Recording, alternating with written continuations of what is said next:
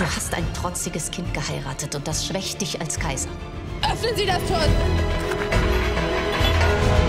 Du hast keinen Schimmer davon, was du tust.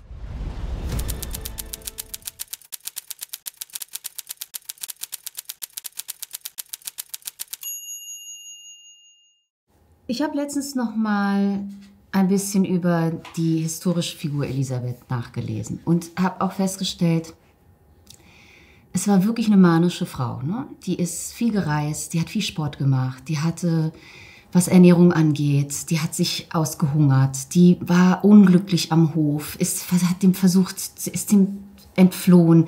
Ich habe gelesen, dass sie Griechisch gelernt hat, weil sie sehr gerne auf dieser griechischen Insel war, wo sie dann auch ein Schloss gebaut hat. Die hat Ungarisch gelernt. Also es war wirklich eine interessante und interessierte Frau. Ich glaube, was jetzt bei den Filmen, die wir von ganz früher her kennen, diese Seiten von Elisabeth wurden nicht so sehr gezeigt.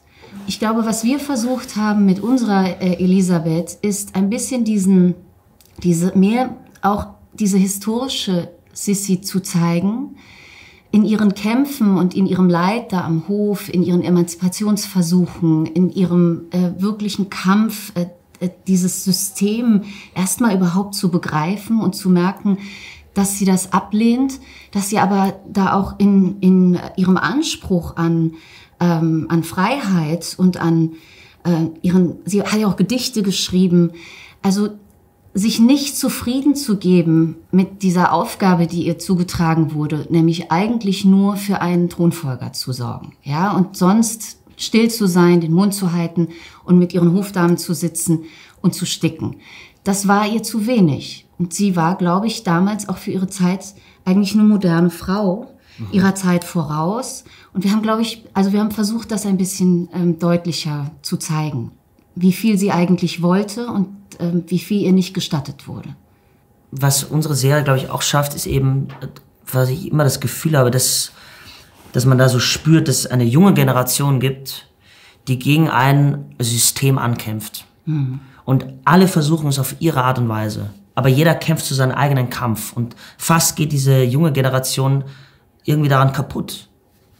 Zum Glück gibt es dann die wunderbare Liebe, die das dann zusammenhält. Aber es ist dieser Kampf dieser jungen, neuen Generation, die etwas anderes wollen, die der Zeit voraus sind.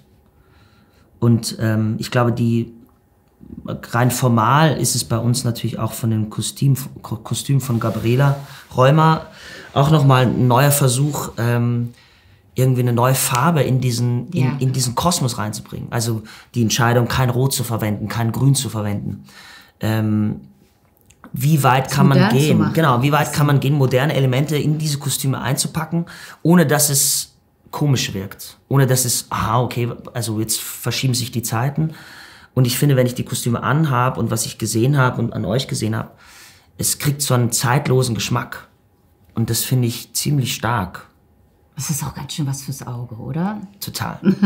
Und es sieht nicht so verstaubt aus, nur weil man Farben wegnimmt. Das ist echt irre.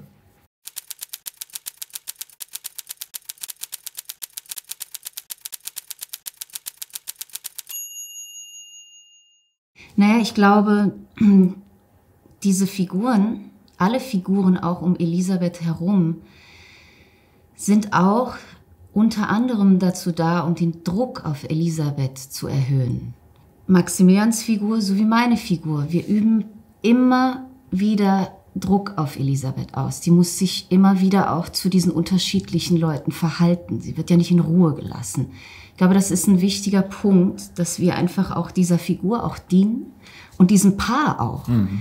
Weil diese Liebe könnte funktionieren, wenn nicht von außen sie immer beschossen wird. Von der Schwiegermutter, die nicht zufrieden ist, von dem Bruder, der eifersüchtig ist. Die können nicht, wie sie wollen, durch uns. Und ich glaube, das ist eine wichtige Komponente. Naja, und wir erzählen ja auch etwas über dieses Kaiserreich, und es ist eine Familie. Also es wird ja von einer Familie regiert. Und wir sind ein Teil der Familie. Und wir bringen wir haben Einfluss auf die. Ich habe total viel, also meine Figur Maximilian hat total viel Einfluss auf seinen Bruder. Und umgekehrt. Und die reiben sich aneinander ab. Und wir sind Reibungsmaterial. Und natürlich haben diese beiden Figuren, die wir spielen, natürlich auch ihre eigenen Schicksale, die total dramatisch waren. Und interessant und auch. Extrem interessant und extrem sehenswert. Ja. Also eine Maximilian-Figur wurde eigentlich noch nie erzählt.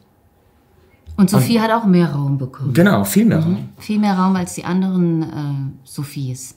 Also eine Frau zu zeigen, die nicht nur sehr viel Einfluss und Macht hat, sondern gleichzeitig auch sehen wir, dass sie eine Mutter ist, dass sie eine Geliebte ist, dass sie Ehefrau ist. Also wir zeigen dann auch noch Seiten, die sie ein bisschen menschlicher machen und gleichzeitig dafür aber auch sorgen, dass man sich fragt, wie kann ein Mensch so grausam und so skrupellos sein? Ja, also macht die Figur komplexer und natürlich dann auch als Schauspielerin spannender zu spielen. Ja, das ist ja der Vorteil in so einem Serienformat, dass man die Zeit hat, so etwas zu erzählen. Ja. Dass wir sind eben nicht nur da, um etwas zu repräsentieren, sondern wir haben die Chance, etwas über einen Menschen zu erzählen. Und das ist ja das, wofür ich hier antrete. So.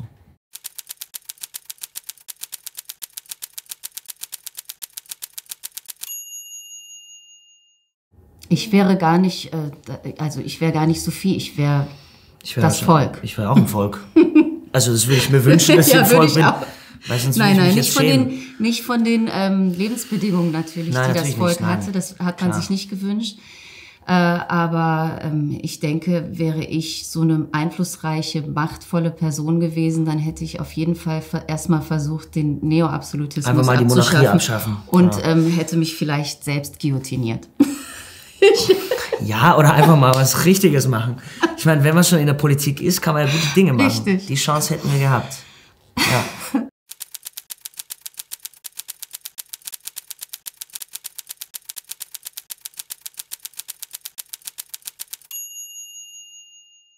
Das ist gar nicht so, also es gibt viele, viele Probleme in unserem Beruf, aber das ist ein kleines Problem oder gar kein Problem eigentlich. Weil ich bin zum Beispiel zu dem Casting hingegangen und war schon zu meiner Agentin, warum soll ich Franz spielen? Das passt überhaupt nicht. Also es macht eigentlich keinen Sinn. Aber ich gehe halt hin, um einfach Hallo zu sagen und weil es mich ja dann doch interessiert. Und dann war ich da und dann war eigentlich ziemlich klar, okay, das macht eigentlich überhaupt keinen Sinn. Aber es war ein schönes Casting und ich glaube, Kathi Eisen war auch schon da an dem Tag, oder ich erinnere mich nicht mehr genau. Und dann kam eben die Idee mit Maximilian und dann war ich so, ja gut, aber das passt, das ist richtig. Also wenn ich was lese oder etwas sehe und sage, okay, das macht jetzt Sinn. Deswegen ist es für mich okay, ich spiele nur die Nummer 4 auf der Stabliste, sondern ich darf den Maximilian spielen, ich hatte so eine große, große Lust, diese Figur zu spielen.